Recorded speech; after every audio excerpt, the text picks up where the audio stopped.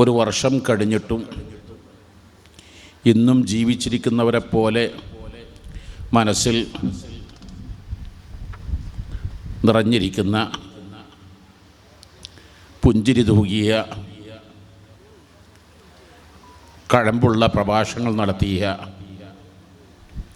ആയിരങ്ങളുടെ മനസ്സിൽ ഇറങ്ങിച്ചെന്ന മഹൽ വ്യക്തിത്വമായിരുന്നു മസൂദ് സഖാഫി.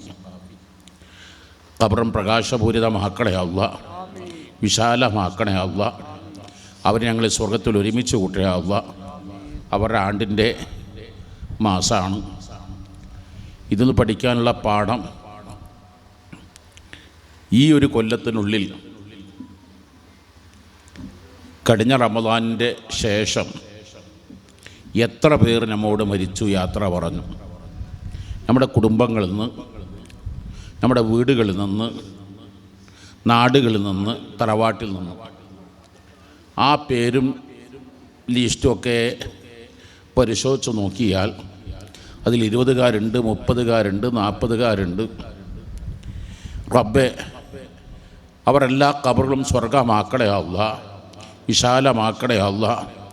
ഈ റമദാൻ ഞങ്ങളുടെ ജീവിതത്തിൽ അവസാന റമദാനാക്കല്ല അല്ലാഹ്. റമദാൻ അടുത്ത ചൊവ്വാഴ്ച മാസം നോക്കേണ്ട ദിവസമാണ്. ലൈലത്തുൽ മാസം കണ്ടില്ല എന്നുറപ്പായെങ്കിലേ നമുക്ക് നോമ്പ് തോൽക്കാൻ പറ്റുകയുള്ളൂ.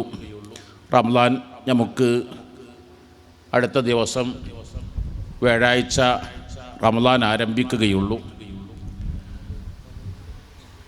ആ റമദാൻ വേണ്ട വിധം ഒരു നോമ്പും നഷ്ടപ്പെടുത്താതെ, അനുഷ്ഠിക്കുന്ന നോമ്പുകളൊന്നും നിഷ്ഫലമാകാതെ ധാരാളം റമദാനുകളെ സ്വാഗതം ചെയ്യാൻ നീ തൗഫീക്ക് നൽകണേ അല്ലാഹ്.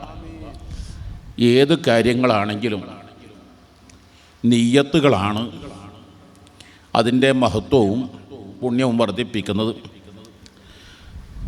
മഹാനായ ഹുജ്ജത്തുൽ ഇസ്ലാം അബൂ ഹാമിദുൽ ഖസ്സാലി റളിയല്ലാഹു തആല തങ്ങൾ എഴുത്തിക്കാഫിനെ കുറിച്ച് പറയുമ്പോൾ നമ്മളെല്ലാവരും എഴുത്തിക്കാഫിരിക്കുന്നവരാകും.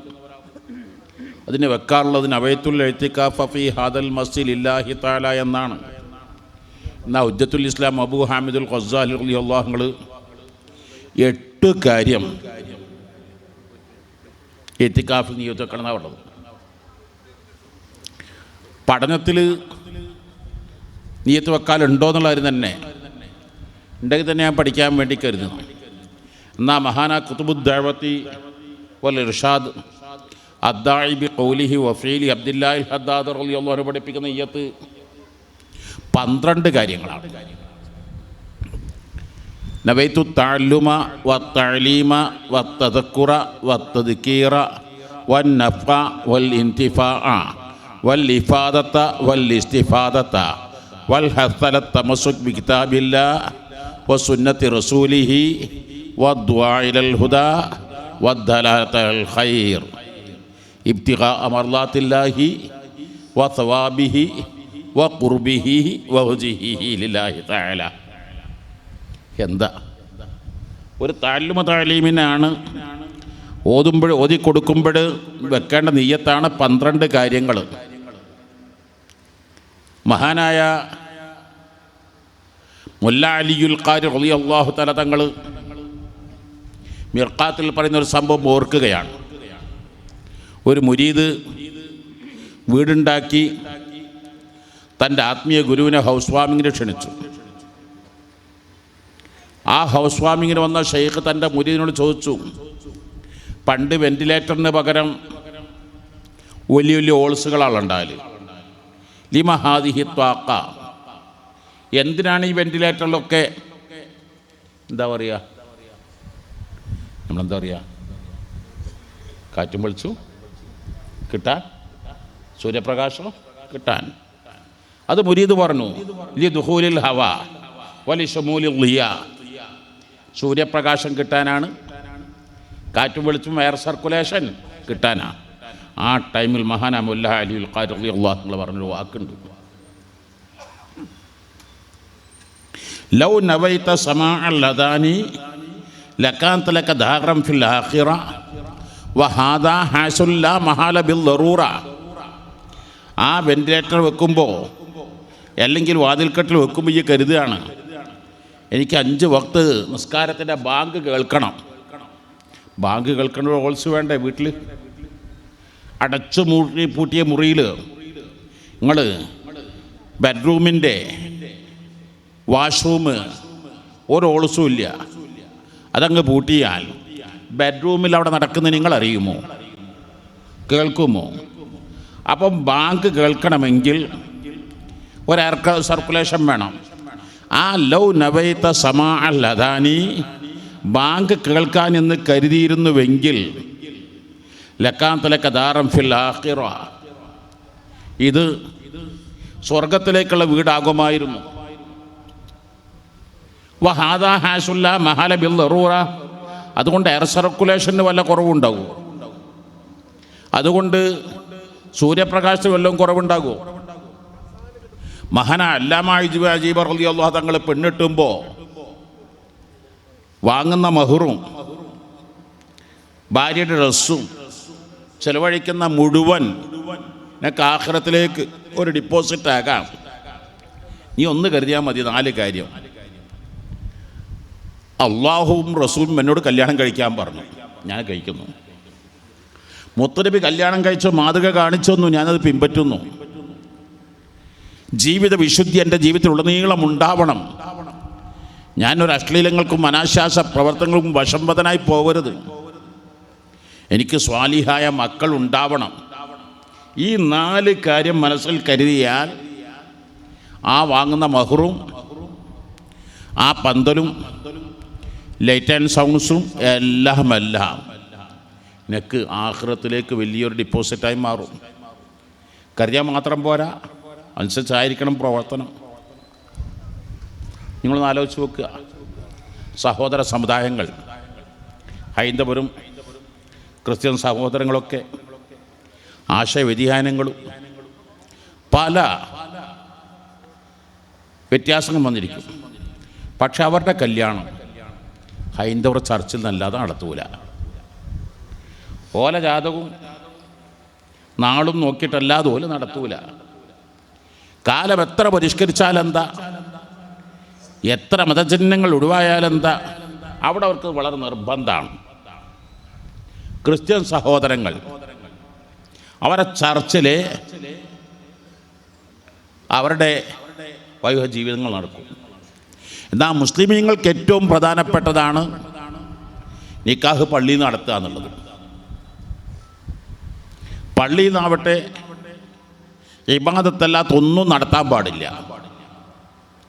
പള്ളി എന്ന് പറഞ്ഞാൽ വുളു എടുത്ത് ബിസ്മില്ലാഹിർ റഹ്മാനിർ റഹീം അല്ലാഹുമ്മ സ്വല്ലി അലാ സയ്യിദിനാ മുഹമ്മദിൻ വഅലാ ആലി സയ്യിദിനാ മുഹമ്മദ് അല്ലാഹുമ്മ ഇഫ്തഹ് ലി അബ്വാബ റഹ്മതിക എന്ന് പറഞ്ഞ് വലത്തെ കാല് വെച്ച് പള്ളിയിലേക്ക് പ്രവേശിച്ച പിന്നെ പള്ളിയിൽ നിന്ന് പുറത്ത് വരുന്നത് വരെയും ഇബാദത്തുകളായിരിക്കണം. എത്രത്തോളം ലക്ഷങ്ങളോ കോടികളോ വില പിടിക്കുന്ന വാച്ചോ ഫോണോ വല്ലതും നഷ്ടപ്പെട്ടാൽ അതെവിടെന്ന് പോലും ചോദിക്കാൻ പാടില്ല. വൈദാ റഅയ്ത അഹദൻ യൻഷുല്ലാല്ലത്തുഹു, മുത്തനബി പഠിപ്പിക്കുന്നത് തൻ്റെ വാച്ചോ തൻ്റെ വല്ലതും നഷ്ടപ്പെട്ട അതുപോലും നീ അവിടെ ചോദിക്കാൻ പറ്റിയ സ്ഥലമല്ല. അത് ചോദിക്കേണ്ട പള്ളിയുടെ പുറത്തു പോയിട്ടാണ്. മുത്തനബി പഠിപ്പിക്കുകയാണ് നിക്കാഹ് നടക്കുന്നത് പള്ളിയിലായിരിക്കണം. അപ്പം ഇബാത്തുകൾ എത്ര പ്രധാനപ്പെട്ട ഇബാത്താണ്. അടുത്ത കാലം വരെ എൻ്റെയൊക്കെ കുട്ടിക്കാലത്ത് ഞാൻ ഓർക്കുന്നുണ്ട്, നിക്കാഹിന് വരുന്ന വരന്മാർ എത്രയോ സ്ഥലങ്ങൾ സിയാറത്ത് ചെയ്ത് പലവരെ കൊണ്ടും ദ്വാരപ്പിച്ച് കല്യാണത്തിന് പെണ്ണ് കാണാൻ പോകുമ്പോൾ ദ്വാരപ്പിക്കും, എൻഗേജ്മെൻറ്റ് ദ്വാരപ്പിക്കും, പുതിയാപ്പിള ഇറങ്ങുമ്പോൾ ദ്വാരപ്പിക്കും. പുതിയാപ്പിള ഇറങ്ങുമ്പോൾ വെള്ള തുണി, വെള്ള കുപ്പായം, വെള്ള തൊപ്പി, ഒരു മുറുവത്തുള്ള ഒരു പണ്ഡിതൻ്റെ വേഷത്തിലാണ് പോകാറുള്ളത്. പിന്നെ തൊപ്പി പോയി, ടവലായി, കളറ് ഷർട്ടായി, തുണി പോയി ഫാൻ്റായി, ഇപ്പോൾ ചിലർ ടവലും ധരിക്കാൻ പോലും കൂട്ടാക്കുന്നില്ല. എന്തുണ്ടായത്?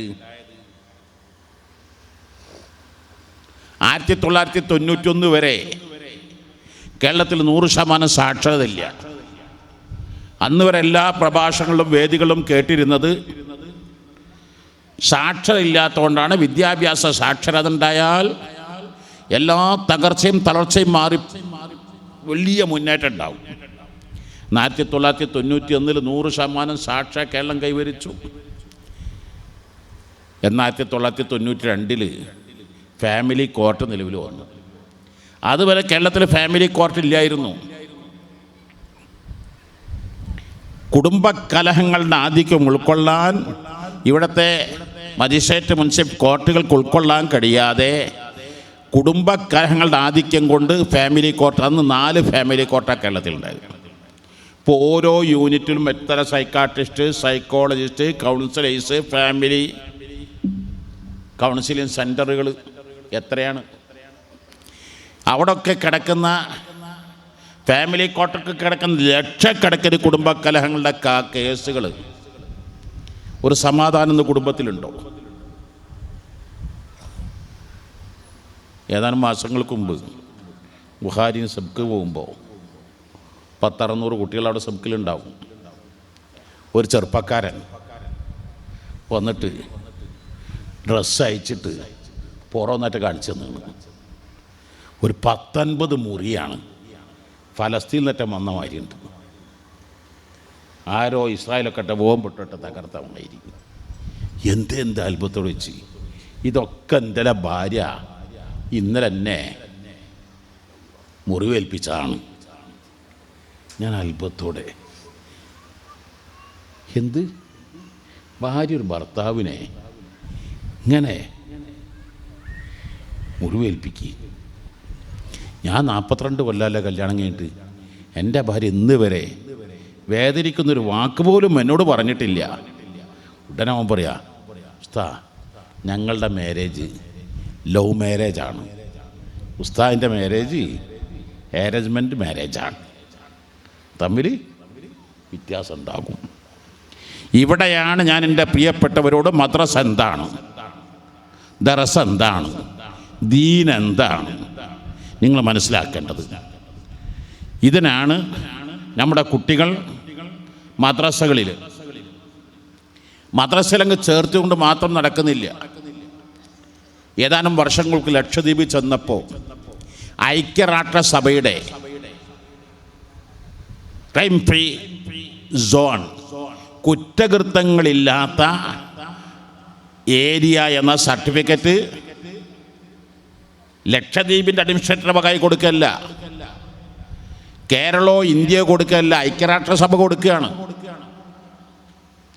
അന്ന് അഡ്മിനിസ്ട്രേറ്റർ കൊടുക്കുമ്പോൾ സ്വീകരിച്ചത് അവിടുത്തെ MP ഫൈസലാണ്. ഫൈസൽ പറഞ്ഞൊരു കാര്യമുണ്ട്, കാലം അത്ര ലക്ഷദ്വീപിൽ കൊല നടന്നിട്ടില്ല. അവിടെ ജയിലുണ്ട്, ജയിൽ അടച്ചു പൂട്ടുകയാണ്, ആളുണ്ടാക്കാറില്ല. ഇവിടെ ജയിലിൽ വീണ്ടും വീണ്ടും വികസിപ്പിക്കുകയാണ്, എണ്ണം കൂട്ടുകയാണ്, സൗകര്യം കൂട്ടുകയാണ്. ഇപ്പോൾ ജയിൽ പുള്ളികൾക്ക് ശമ്പളം കൂട്ടുകയാണ്. 60, 120 ഒക്കെ ഉള്ളപ്പോൾ 500, 650 ഒക്കെ ആക്കുകയാണ്. എന്തേ കാരണം? അന്ന് ഫൈസൽ MP പറഞ്ഞു, ഞങ്ങൾ വിശ്വസിക്കുന്നത് ഇവിടുത്തെ മുഴുവൻ കുട്ടികളും മദ്രസയിൽ പോകുന്നു എന്നതുകൊണ്ടാണ്. അപ്പോൾ മദ്രസ 5ാം ക്ലാസ് കൊണ്ട് മതിയാക്കാതെ മദ്രസ കേരളത്തിൽ എല്ലാ സ്ഥലത്തും ഉണ്ട്, സ്വാഗതാർഹമാണ്. 1ാം ക്ലാസ്സിൽ 15, 20, 25, 30, 40 കുട്ടികളുണ്ടാവും. ചിലയിടത്തൊക്കെ 3, 4, 8, 10 ഡിവിഷൻ ഉണ്ടാകും.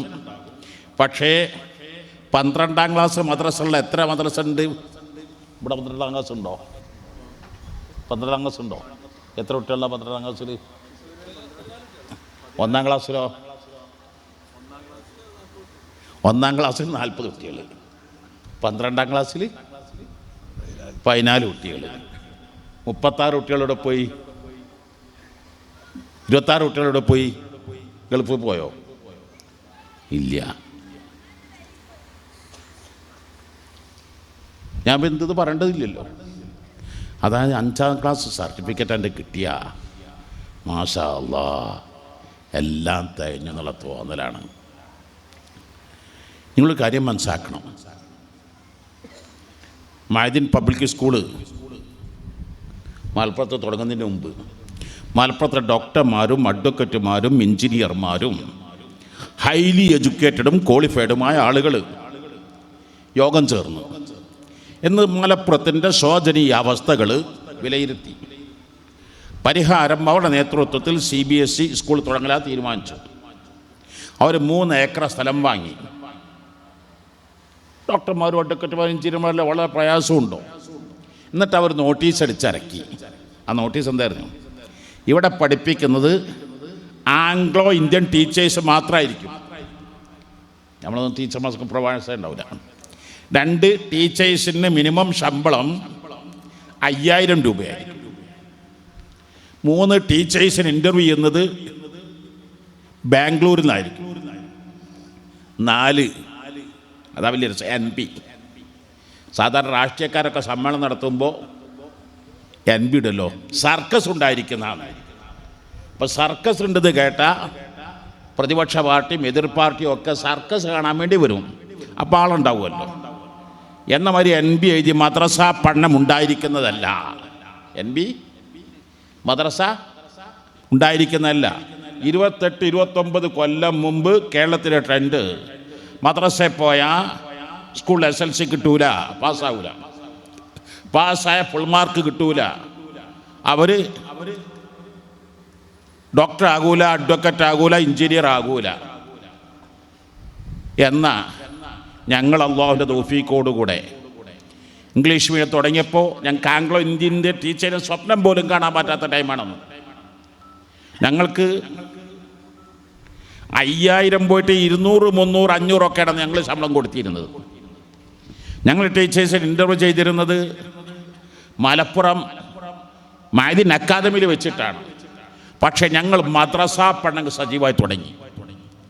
ഇന്ന് നമ്മുടെ പ്രസ്ഥാനത്തിൽ തന്നെ പലയിടത്തും ഇംഗ്ലീഷ് മീഡിയത്തിൽ 10ാം ക്ലാസ് എഴുതുന്നുണ്ടെങ്കിലും അത് 9ാം ക്ലാസ്സിൽ പരീക്ഷ എഴുതിക്കലാണ്.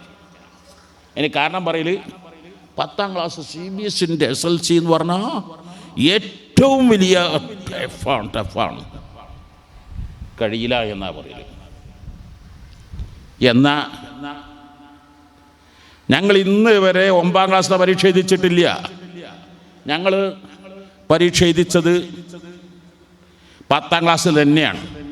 അൽഹംദുലില്ലാ ഇന്നലെ സുന്നി വിദ്യാഭ്യാസ ബോർഡിൻ്റെ റിസൾട്ട് വന്നപ്പോൾ 42 കുട്ടികൾ 300-ൽ 300 മാർക്ക് വാങ്ങിയിട്ടുണ്ട്. മനസ്സിലാക്കണം, സുന്നി വിദ്യാഭ്യാസം. എന്നാലോ CBSEയിൽ വെച്ചിട്ട് കേരളത്തിൽ IMA സ്കൂൾ വെച്ച് ഏറ്റവും കൂടുതൽ ഫുൾ A+ ഹോൾഡേഴ്സ് വാങ്ങിയത് ഞങ്ങളുടെ സ്ഥാപനത്തിലാണ്. എന്നല്ല, അതിനേക്കാളും 10 മടങ്ങായിട്ടാണ് മഅദിൽ മുത്തവ്വൽ പഠിക്കുന്ന കുട്ടികൾ, പണ്ഡിതന്മാർ ഈ വർഷം കഴിഞ്ഞ വർഷങ്ങളിലൊക്കെ JRFകളും നെറ്റും റിസൾട്ടുകൾ. JRF നെറ്റതൊക്കെ പറഞ്ഞാൽ എന്താ? MBBS എന്നല്ല, LLB എന്നല്ല. അവർ പഠിക്കുന്നതിന് മാസം പ്രതി 30,000, 40,000, 45,000 പോലെ ബാങ്ക് അക്കൗണ്ടിലേക്ക് വരികയെന്നാണ് പറഞ്ഞത്. ഇവിടെ മദ്രസ മൗലവി എത്ര ശമ്പളം കൊടുക്കുന്നത്? ഉസ്താദന്മാർക്ക് എത്ര ശമ്പളം കൊടുക്കുന്നത്? ആ കിട്ടുന്ന JRF ആണെങ്കിലോ കേരള ചരിത്രത്തിൽ ആദ്യമായിട്ട് ചൈനീസ് ഭാഷയിൽ JRF ആഷിഖ് അദനി LKG തൊട്ട് മഅദിലല്ലാതെ വേറെ ഒറ്റ സ്ഥാപനത്തിലും പഠിച്ചിട്ടില്ല. LKG തൊട്ടിട്ട് 10ാം ക്ലാസ് വരെ മഅദിൻ പബ്ലിക് സ്കൂളിലും, പിന്നെ അതിൻ്റെ ശേഷം അവിടെ മോഡൽ അവിടെ ദർസിലും ദേവാ കോളേജിലും, കൊമേഴ്സിൽ PhD. കേരളത്തിൽ വലിയ പ്രധാനപ്പെട്ട പണ്ഡിതൻ,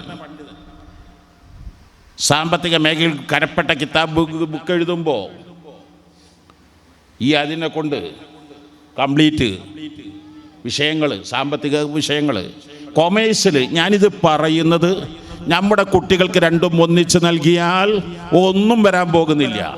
മാത്രമല്ല, നിങ്ങളൊരു കാര്യം കൂടി മനസ്സിലാക്കണം. വേറെ ഗവൺമെൻറ്റില്ല അവിടെ, ഏത് ഡോക്ടർമാരും അഡ്വക്കേറ്റുമാരും എഞ്ചിനീയർമാരും. ഞങ്ങൾ മദ്രസ പഠനം സജീവാക്കലോടുകൂടെ ആംഗ്ലോ ഇന്ത്യൻ ടീച്ചേഴ്സിനെ കൊണ്ടുവന്നവർ, 5000 രൂപ മിനിമം ശമ്പളം കൊടുത്തവർ, ബാംഗ്ലൂർ ഇൻ്റർവ്യൂ നടത്തിയവർ 4-3 കൊല്ലം കൊണ്ട് ആ സ്കൂൾ പൂട്ടിപ്പോയി എന്നല്ല, കുറ്റിയും പറിച്ച് പോയി എന്നല്ല, ആ 3 ഏക്കറ അവർ വിറ്റു എന്നല്ല, ആ 3 ഏക്കറ മൈദിന വാങ്ങിയെന്ന് മാത്രമല്ല, അവിടെയാണ് മൈദിൻ പോളിടെക്നിക്കുകൾ, അതിൻ്റെ പരിസരത്തുള്ള ഒരു 10-20 ഏക്കർ വാങ്ങി പോളിടെക്നിക് ഉണ്ടാക്കി, ഫാർമസി കോളേജ് ഉണ്ടാക്കി, അവിടെ ഓറിയൻ്റൽ കോളേജ് ഉണ്ടാക്കി, ആർട്സ് ആൻഡ് സയൻസ് കോളേജ് ഉണ്ടാക്കി, MBA കോളേജ് ഉണ്ടാക്കി, ഫോറിൻ ലാംഗ്വേജ് സെൻറ്റർ ഉണ്ടായി. അവിടെ 10-15,000 കുട്ടികൾ പഠിച്ചുകൊണ്ടിരിക്കുമ്പോൾ ഓൾക്ക് നിസ്കരിക്കാൻ പള്ളി സൗകര്യം വേണ്ടി വന്നു. അത്യാധുനിക സജ്ജീകരണത്തോടുകൂടെ ആ പള്ളി നാളെ മഗ്‌രിബിന് നിസ്കാരം തുടങ്ങുക. മനസ്സിലാക്കണം, മൈദിൻ ഗ്രാൻഡ് മസ്ജിദിനേക്കാൾ കൂടുതൽ വിശാലതയിലും സൗകര്യത്തിലും സംവിധാനത്തിലുമായിട്ട് ആ സ്ഥലത്താണ്, ഈ വാങ്ങിയ സ്ഥലത്ത് ഒരു വാങ്ങിയല്ലോ, ആ സ്ഥലത്താണ് ഞങ്ങൾ എന്താക്കേണ്ടത് ഉണ്ടാകുന്നത്. അപ്പം ഞാൻ നിങ്ങളോട് പറയുന്നത്, നിങ്ങളുടെ കുട്ടികളെ, ഇത് ഞാൻ വെറുതെ സ്വപ്നം പറയുന്നതല്ല. ഇപ്പോൾ ഇവിടെ നിന്ന് റൌഫ് സഖാഫിൻ്റെ മകനോട് ചോദിക്കുക, മിൻഹാജല്ലേ, മിൻഹാജിനോട് ചോദിക്കുക, അതിനോട് ചോദിക്കുക. ആ കംപ്ലീറ്റ് JRF കിട്ടിയ കുട്ടികൾ, കഴിഞ്ഞ വർഷം കിട്ടികൾ പെട്ടെന്ന് കിട്ടുന്നതല്ല, അതും വലിയ രസം. ഞാൻ കുറേ കാലം ക്ലാസ് എടുത്ത് നോക്കി കുട്ടികളുടെ തലയിൽ കന്നില്ല, ഇതെങ്ങനെ കിട്ടുമോ, ഇതെങ്ങനെ നടക്കുമോ, ദർസ് ഓതിയിട്ട് ഇതൊക്കെ കിട്ടുമോ, എന്താ കിട്ടുമോ. അങ്ങനെ 10-15 കൊല്ലം മുമ്പ്, കുറേ മുമ്പ് ഡോക്ടർ ഫൈസൽ അഹ്സനി, ഫാറൂഖ് നൈമി, ഇങ്ങനെ തുടങ്ങിയ കുറച്ച് ആൾക്കാർക്ക് ഡോക്ടറേറ്റ് കിട്ടി. അപ്പോൾ അവരെല്ലാവരും കൂടി കൊണ്ടുവന്ന് മൈദിൽ ആദരിച്ച്, ഇത് കുട്ടിയെ കാണിച്ചു കൊടുക്കാനാണ്. ഇതൊക്കെ കിട്ടുന്നത് അന്ന് പ്രഖ്യാപിച്ചു.